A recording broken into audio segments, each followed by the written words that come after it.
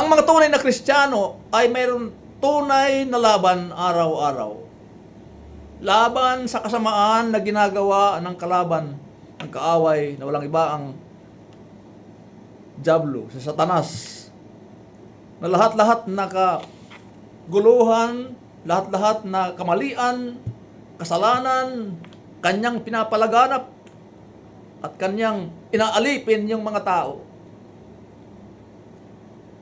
Talagang totoong-totoo sinasabi ng Bible na sa paparting ating Panginoon Kristo ay aawayin, kukontrahin ang mga nasa katotohanan, ang mga naglilingkod sa Diyos, at marami ang mga galit sa Diyos. At marami ang mga galit sa mga nagtuturo sa banal na kasulatan.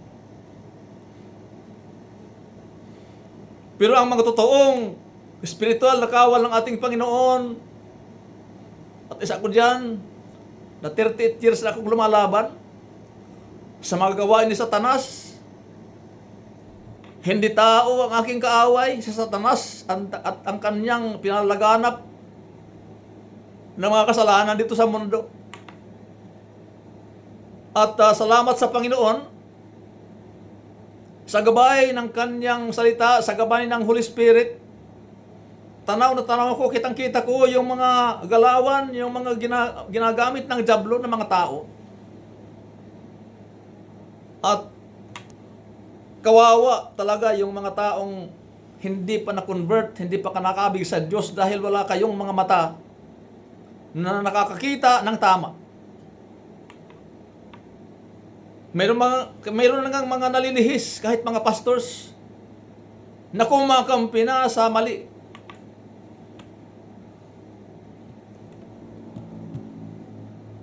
Porque mayroon doon na kilalang-kilala.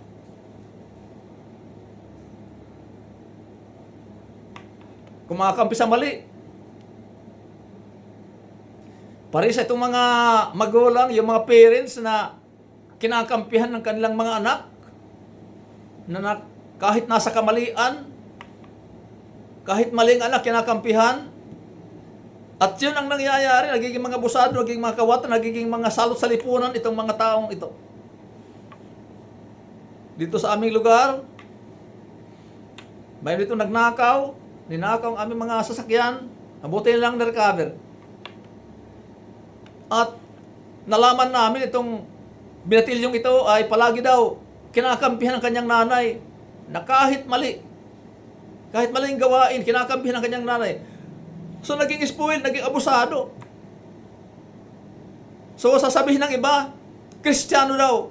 Ang totoo po mga kaibigan, itong mga loko-loko sa ating government, mayroong religion yan, alam nyo yan, maaaring nakakarinig dito, parehas ang religion nyo. Basta yung mga tao may mga bisyo, kahit pa mga kaibigan, kapag ko baptist, pag may mga bisyo, pag mayroong kalukuhan, hindi ako nakikipagkaibigan ng close. At yun ang aking pagkatao, mula noon pa, kahit mga close ko na kaibigan, gumagawa ng kasalanan, gumagawa ng mga kamalian, hindi ko kumakampi. Ang totoo mga kaibigan, kami mga totoong mga pastors, kaming mga baptist, hindi kami close sa mga GIL. Tingnan mo yung nangyari ditong anak ni Villanueva. So bakit ka matatakot kung wala kang kasalanan?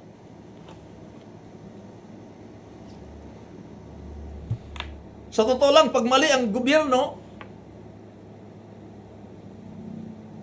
hindi ako sasang-ayon. At nandyan na sa Bible, ang ating final authority, tayo mga totoong Kristiyano, ang ating final authority, ay ang salita ng Diyos. Nakakalungkot na mayroong mga Kristiyano ko, no, na kumakampi sa pagtakip ng mga kalukuhan ng nasa ating gobyerno. Pero mga kaibigan, mga kapatid ko sa Panginoon, patunay lang yon na nasa huling araw na tayo, nandyan sa Bible. Sa paparating ating Panginoon Kristo, talagang magmumultiply ang lahat na kasalanan. Na kahit mga naging Kristiyano, ay nabubulagan na. Lalo na kung mayroong kasaling pera. At ako po, nag-iisa akong pastor dito sa mundo. Sa maniwala ka o hindi, wala akong bank account, wala akong savings kahit piso, kahit isang piso. Dahil nalaman ko na dapat ako umiwas sa pag-stock ng salapi. Hindi mali ang magkaroon ng pera. Pero pag ang tao nagkakaroon ng maraming pera, ay napapamahal na. Gusto na dumami pa ang kanyang pera, dumami, at lalong hindi na ko kontento. Na-experience ko noon, mga kaibigan. Maraming pera ko noon. Ako binata pa. Pero wala akong tunay na kasiyahan, wala akong tunay, hindi ko kontento. Wala akong satisfaction. Dahil totoo yan na ang Diyos lang ang kailangan makapwesto sa puso. Dahil ang puso natin mayroong puwang, mayroong vacuum dyan sa puso ng tao, na ang Diyos lang ang dapat makapwesto dyan na siyang makapakontinto sa atin. Alam naman natin itong mga nagnakaw ng napakalaking halaga na pera ng gobyerno, mayayaman yan. Grabe. Pero sa Satanas talaga, palaging nag-aalipin sa kanyang mga anak. At ang mga tao na yon, mga kaibigan, itong ating mga namumuno sa ating gobyerno, lalo sa ating national level, maniwala kayo sa akin o hindi. Yes, mga nabinyagan yun, Kristiyano ko, pero hindi po sila totoong Kristiyano. Hindi po sila totoong Kristiyano. Nalinlang ang mga Pilipino, ang mga Kastila, ang daming mga loko-loko, ang daming mga ginagawang karumaldumal na mga kasalanan nitong mga tinatawag Kristiyano ko. Pero hindi po yun mga Kristiyano, mga kaibigan. Hindi po yun mga anak ng Diyos. Dahil ang mga tunong anak ng Diyos, naranasan ang pagbabago ng buhay, naranasan yung katiyakan ng heaven. Kung bakit gusto nilang dumaming pera, bakit hindi sila makontento? Dahil ang makontentong mga tao, mga kaibigan, yung mga tao lang na may pag-asa ng langit, may pag-asa ng buhay na walang hanggan. Dahil ang tao, pag walang pag-asa, makaka-stay sa heaven, nagpapasasa dito sa mundo, papadami ng pera kahit magnakaw na, kahit iba na pipisalan ng iba. Kahit anong masagasaan, basta makaangkin ng hindi sa kanila. Alam mo yung mga kaibigan, kung itong si Attorney Alan Peter Cayetano, itong ibang mga nasa hanay niya, handa sila magbihis ng buhos ng buhay para sa katotohanan. At ang ibang mga pastor, yung ibang mga lingkod ng Diyos, handang mag-alay ng buhay para sa katotohanan, para sa tama, para sa Diyos at sa bayan. Isa ako sa kanila. Ang aking commitment sa Panginoon, hindi lang sa paglilingkod, hindi lang pagsisilmon, hindi lang sa pagbabasa ng Bible, hindi pag-study ng Bible, hindi lang pagkakabig ng mga tao sa Panginoon, kundi ako ay mabilanggo. Kahit ako'y mamatay para sa Diyos, at yun ang tamang commitment.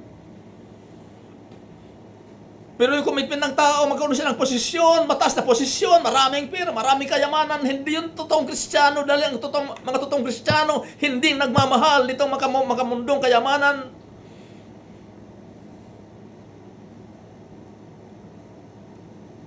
Ako ang nagbibigkas. Special mention ko itong mga nagtutulak ng droga. At nalaman ko yan, mga kaibigan, na pinaghinalaan at ginawan ng kasalanan o pinagbintangan ng kasalanan si Duterte na siya daw ang nagtutulak ng droga, pero pagbintang lang pala, paninira lang pala nito mga totoong mga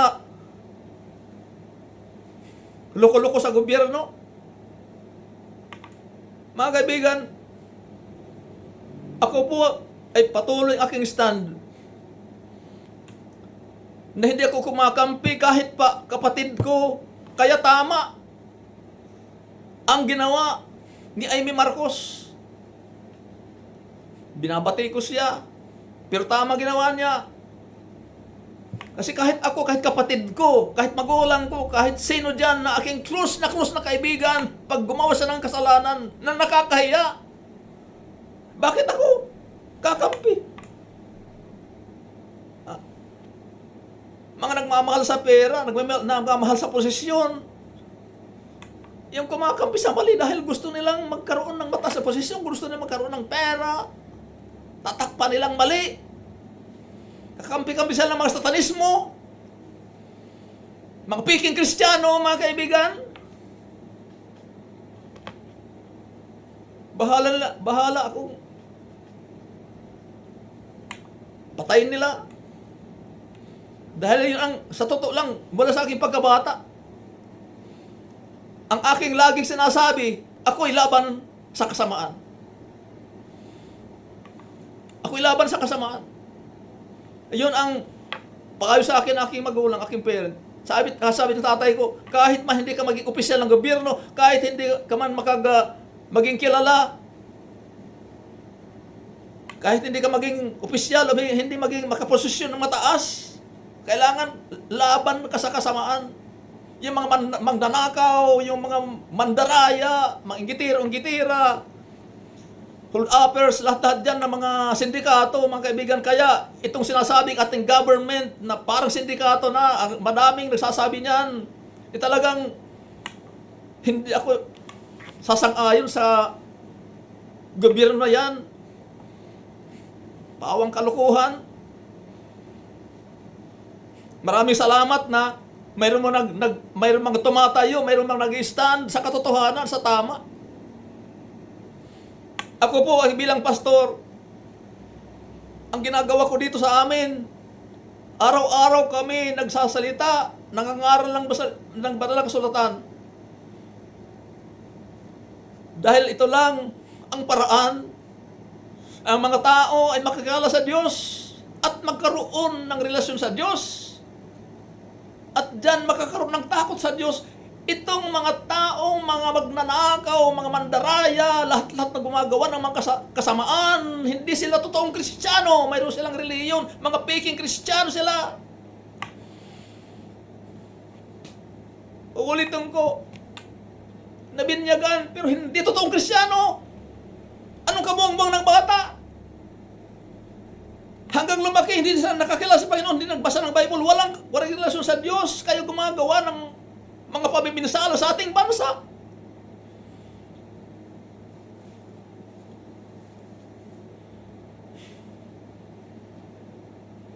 Pamiminsala. Pagnanakaw ng mga kayamanan ng iba, kayamanan ng ating bansa. Pandaraya. At yun ang laging iniisip, ang laging ginagawa ng mga anak ng dyablo. Kaya mga kaibigan, kung hindi ka na makatuwiran,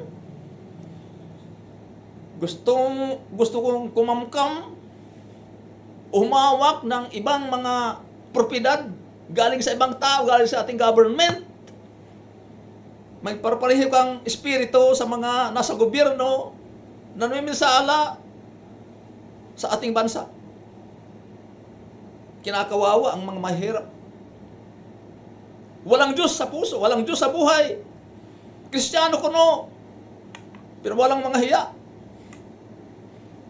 Ang nanakaw, mandaraya. At halos lahat na kasama nandyan, mga pikon. Tingnan mo itong magkapatid tulpo, mga pikon na. Pikon. Mahirap yan na hinahangaan ka ng tao noon. hangang-hangang mga tao na marami daw tinutulungan, marami, lapitan daw ng mga kinakawawa. Pero, mayroon palang sekreto na tinatawag na skeleton in the closet. Basta pag wala sa Diyos, talagang nandyan ang kauligan, ang kauligan na Satanas, na mandaraya, magnanakaw, inggitero, di patuwid.